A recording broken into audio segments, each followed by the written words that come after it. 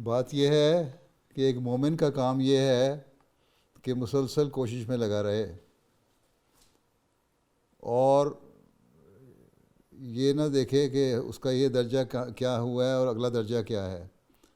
اللہ تعالیٰ بہتر جانتا ہے کہ کہاں ایک درجے کی حد ختم ہوتی ہے اور دوسرا درجہ شروع ہوتا ہے۔ اس لیے مومن کے لیے یہی ہے کہ تم نے نیکیوں میں بڑھتے چلے جانا ہے اور اس کے لیے کوشش کرتی جانا ہے، مسلسل جہاد کرنا ہے اپنے نفس کو پاک کرنے کا۔ جب انسان دیکھتا ہے کہ میرے اندر کوئی پاک تبدیلی پیدا ہو رہی ہے، میرا خدا تعالیٰ سے تعلق قائم ہو رہا ہے، تو وہ یہ نہیں سوچتا کہ میں اس سے کوئی اگلا درجہ حاصل کروں، میں ولایت کا اور کہ اعلیٰ مقام پر پہنچنے کی کوشش کروں۔ وہ یہ ہوتا ہے کہ میں کس طرح اللہ تعالیٰ کی رضا حاصل کرنے کی کوشش کروں، کہ اللہ تعالیٰ نے جو مجھے اب پکڑا ہے یا میں نے اللہ تعالیٰ کا دامن پکڑا ہے وہ کبھی میں چھوڑ نہ سکوں۔ اس لیے یہ کہنا کہ یہ روحانی درجہ مجھے مل گیا، جہاں انسان کو یہ خیال آ جائے کہ میں ایک روحانی درجے پہ پہنچ گیا ہوں، وہاں تکبر پیدا ہونا شروع ہو جاتا ہے انسان کے ذہن میں، اور تکبر جو ہے بہت بری چیز ہے۔ تکبر ہی ہے جس نے ابلیس کو اطاعت سے روکا تھا، بات ماننے سے روکا تھا۔ اس لیے انسان کو ہمیشہ یہ کوشش کرنی چاہیے کہ میرا کام صرف یہ ہے کہ میں نے اللہ تعالیٰ کی رضا حاصل کرنے کے لیے اس کے احکامات پر عمل کرنا ہے، اور اس کے بے شمار احکامات ہیں۔ ایک درجے کا آپ کس طرح پتہ لگ سکتے ہیں؟ پہلے قرآن کریم سے تلاش کریں۔